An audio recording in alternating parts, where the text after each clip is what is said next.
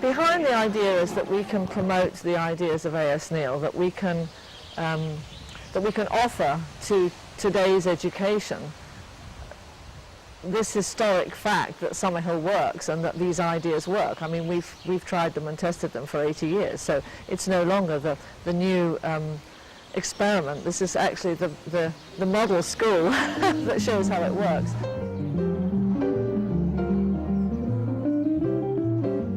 It's a killing James. They were meant to killing the creature. So you must be angry then. Imagine a school where kids have freedom to be themselves. Success is not defined by academic achievement, and you can play all day if you want to. Could there be such a school?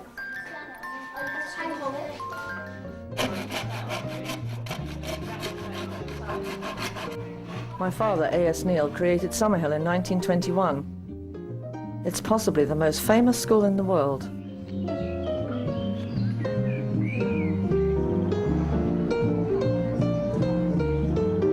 I just don't know whether he would have projected this far ahead. You know, he liked to think it would survive, but he never in his wildest dreams would he have thought that it would have the impact that it's having.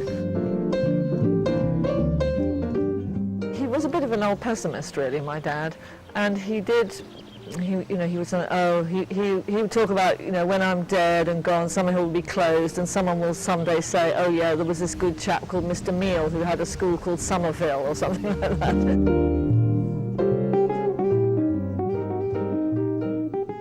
My dad was an intellectual. He enjoyed the company of great free thinkers like Wilhelm Reich, Erich Fromm, Henry Miller and Bertrand Russell. But he was never happier than when he was at home digging the garden and mending bed springs at Summerhill. I still believe it in the state school. It's all wrong. It's all fear and discipline, and the mere fact that kids who should be moving all the time are sitting on their arses about 6 hours a day. It's all against human nature. It's all against child nature.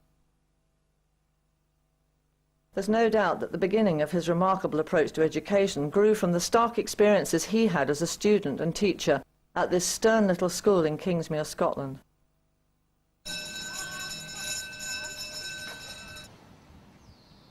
Summerhill is about as far away from that as you could get.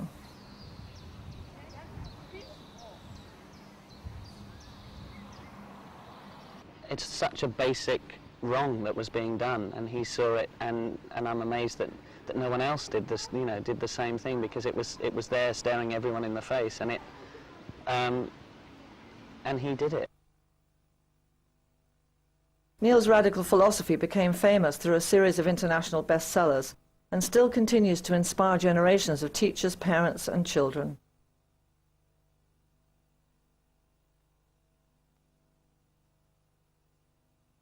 The Times Educational Supplement rated my father as one of the 12 most influential educators of the last millennium.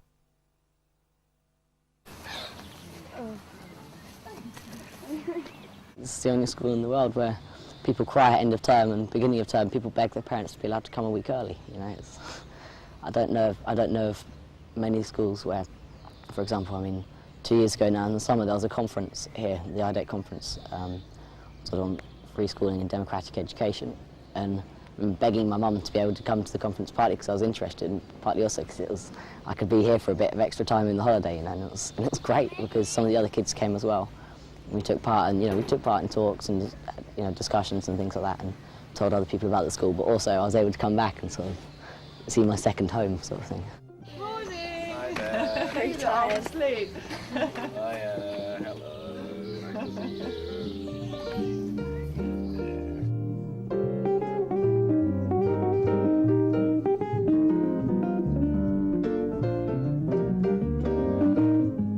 My dad was not just a philosopher. He set out to build a school based on children's rights. It's continued for over 80 years and is still thriving, even without him.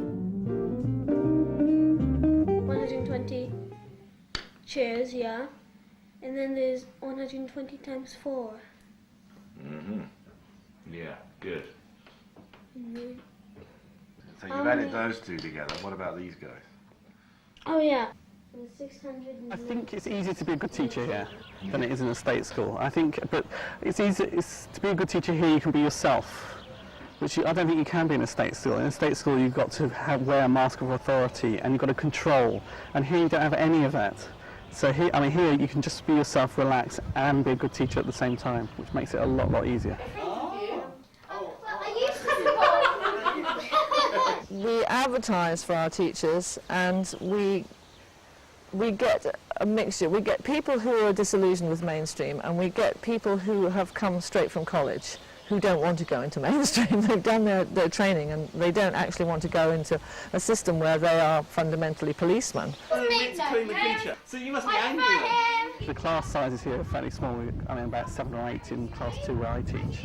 And in that kind of size, I mean, you get to know all the children. You know, every aspect of the child you'll get to know. In parts of London, it is rumoured that some bishops have opinions that are too old.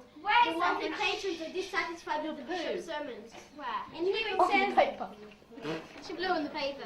She has been mesmerised by his supporting his upstarts. I'd left mainstream education because of what was happening with national curriculum, and the fact that what good there was in the mainstream was being destroyed by the emphasis on academic and exams, basically. I used to give you support of money, but now I can't hit, so I can pay. I might give it yours because you didn't think Well, I used to support. I'm an expert. Learning doesn't just take place in the classroom. In fact, a lot of the important things are learned elsewhere and without a teacher.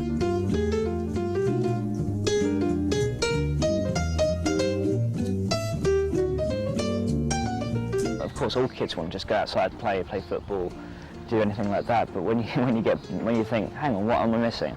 And you're missing things like reading, and you're missing things like painting, and there are lots of other skills that are that are fun to do and not just necessary.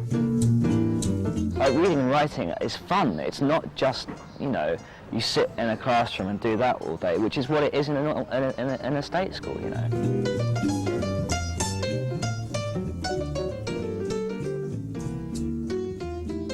Children need space to pursue a passion and to create their own imaginary worlds through books, games or dreams.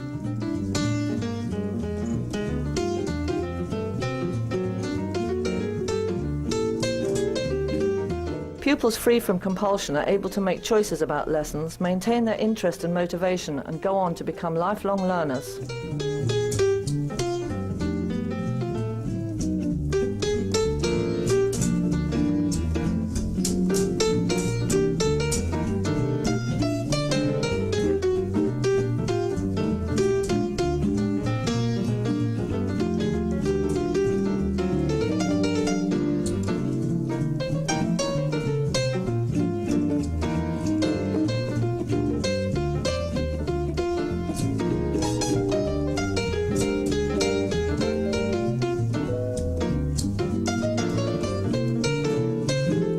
Most people think that Summerhill is a place where children can do as they like. In reality, we have over 150 rules. They're made by all of us, which means that we can make changes when we want to. Everyone in the school, adult or child, has an equal vote and is accountable to the whole community.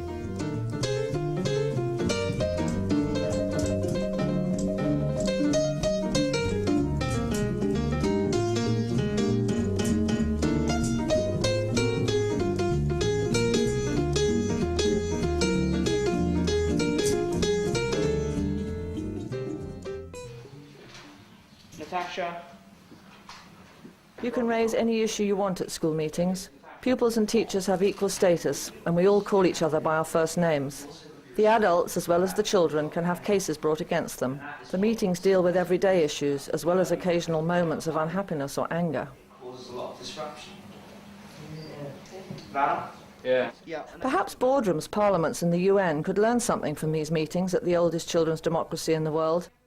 Visitors from all over the globe comment on its ability to resolve issues and make decisions, and are moved by its clarity, depth and compassion. I think that I haven't discussed it with the other health and safety people on the list, but I think we probably will be doing what we normally do and going round on Thursday or Friday. But meanwhile, everybody else needs to remember that their rooms should be at least in a presentable state. Well, Yeah, the woodwork's missing its bolt proppers. You know, those big things like that that you use for cutting padlocks, and someone borrowed them, and I can't remember who it was. They're very expensive, and it also means that you've got some Wally that can get into people's boxes, and it's really serious. So if people can keep your eye out, and if I find out that someone's actually nicked them, there is going to be big trouble. I'm going to go to Ipswich on Saturday. Obviously I have 4 spaces in my car if anybody wants to go to Ipswich, and possibly do a studio visits on Sunday for the open studios, the artists' open studios. Living in a democratic community encourages children to express their feelings and be sensitive to the feelings of others. If things break down, there are ombudsmen who will help you sort out problems or bring them to the meeting. Sunday morning, at like 5 o'clock in the morning or something, Martin was like just finished doing his washing. There was no more washing getting done, and so I just did my washing. And Johnny's clothes was mixed in with my washing. And then I went back the following morning to put it in the dryer, but it had all been chucked in the corner. So I just and mixed up with other people's clothes and stuff. So I just pulled it all out and put it back in my washing basket and left my washing basket there. And then somebody said that like Johnny took our washing and put it in the dryer while Maya was using it or something. And then Maya got really angry about that and took my washing and Johnny's up to her room and kept it there. And then I went there this morning to ask for her washing back, and to ask for my washing back, and she just totally flipped. And like she's like saying that she's not going to give it back, and she's not giving Johnny's clothes back, and she's going to keep it until Johnny next comes down so she can give him a load of bollocking and stuff like this. Maya? Well, Beth, I gave you your clothes, and I didn't say I was not going to give you your clothes, which you just said. Bit of a lie. And totally flipped. I mean, you were running around the top corridor screaming, bitch, bitch, bitch. There has been a lot of incidences like this in the past, and I do agree with Yuri to a certain extent, but everyone has to do their washing, and it is a really stressful thing to do, especially for the house parents. Yeah. But it is also a stressful thing for us, because I mean, people don't realise, I'm talking about the carriage kids here, that there are so many carriage kids, and there's 2 days, and people seem to think that's a long time, but there's not, because some carriage kids do like 4 loads of washing. So we have to find time in between when we can do our own, and I've seen that Beth has done that. She's done it at 5 o'clock on Sunday morning, and I can't see a better time to do that. What you've got to do is you've got to go away, bring an ombudsman into it, and then the ombudsman can investigate whose clothes they are, instead of actually nicking them. Ombudsmen, there's 5 of them, and they rotate every 5 weeks, and there are 3 permanent ombudsmen, which is me, Nathan and James, and we're just there, so we're people who can always go to. If you're not quite sure who's ombudsman, you can always go to us. But anyone can act as an ombudsman if you're over 12. So, I mean, it's just anyone can help you sort out your problem. Generally, an ombudsman is someone that settles disputes outside of the meeting. You know, if somebody's stood on someone's foot by accident, it's not, always best to bring it up and get a case about it, because it can be solved outside. A lot of the times, most things can be solved by an ombudsman. Even if it's somebody who's hit somebody or bullying, you can usually solve it with an ombudsman. But sometimes cases do have to go to the meeting. Summerhill doesn't consider its fines as punishments. They're more about justice. They're expressions of dissatisfaction over particular actions and a deterrent for the future. The discussion is as important as the fine. You really listen when your friends tell you that you're out of line. Okay, there are 2 proposals against each other, one that they can't swim after the meeting and one that they are banned from skating all tomorrow. All in favour they can't swim after the meeting.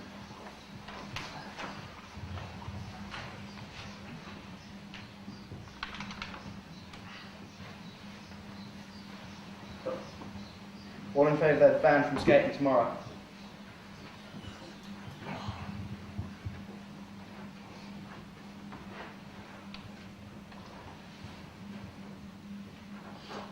It's carried, they can't go swimming after the meeting. Sorry, all against all.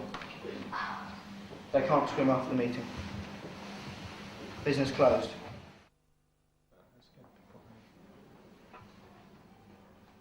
Summerhill doesn't aim to produce specific types of young people with specific assessed skills or knowledge, but to provide an environment in which children can define who they are and what they want to be. Neil once said, "I hold that the aim of life is to find happiness, which means to find interest. Education should be a preparation for life."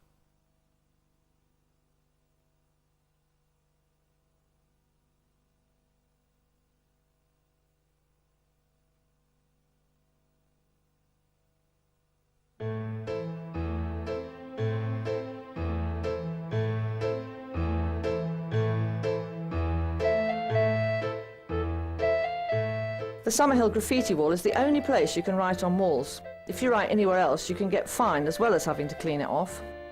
There is no censorship about what you write unless it offends or upsets somebody else. Freedom without license is one of Summerhill's founding principles.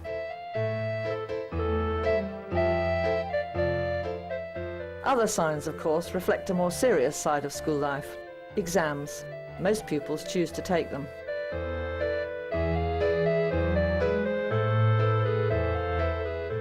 So after such an idyllic childhood, how well prepared for life are Summerhill pupils?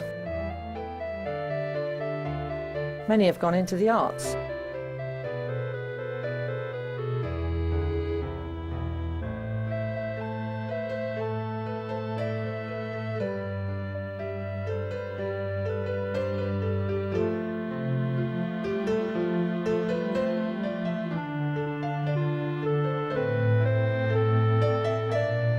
And many Summerhillians also shine in the sciences.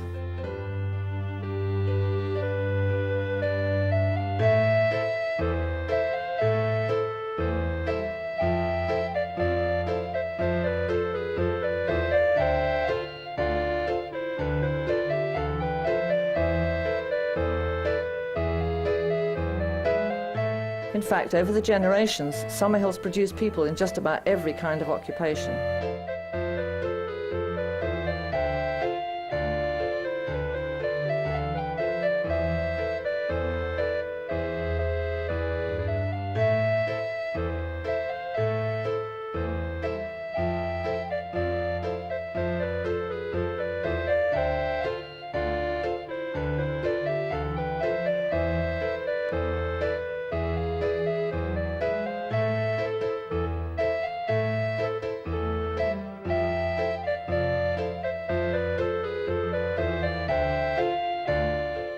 Most pupils board at the school, and this is fiercely defended by the children who regard it as a central part of their lives.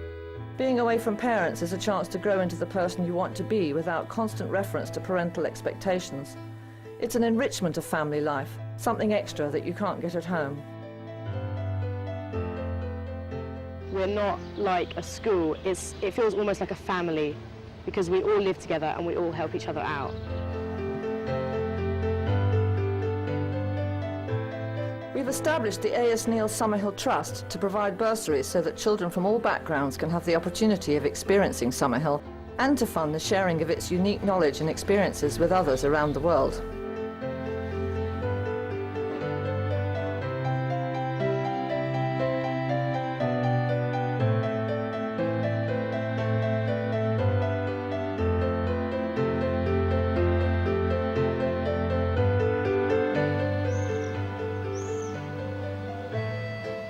Have that pole in.